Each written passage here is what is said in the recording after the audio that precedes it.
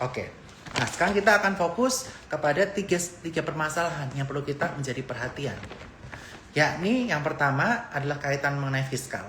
Ini menjadi PR dari pemerintah, Kementerian Keuangan supaya bisa menjaga di bawah 3% sesuai dengan amanat undang-undang, sehingga lembaga rating dunia, Fitch, kemudian Moody's, S&P tidak menurunkan ratingnya. Outlook udah diturunkan dari stable ke negatif, tapi rating jangan sampai, karena ini akan berdampak terhadap outflow yang akan signifikan keluar Indonesia.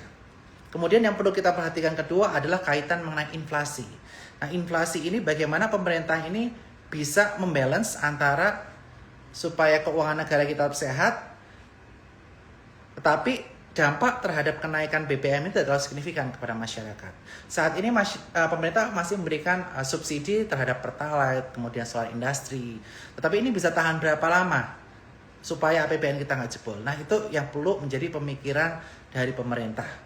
Dan bagaimana pemerintah tetap bisa menunjang masyarakat, terutama menengah ke bawah, supaya daya belinya bisa naik jika terjadinya inflasi ini.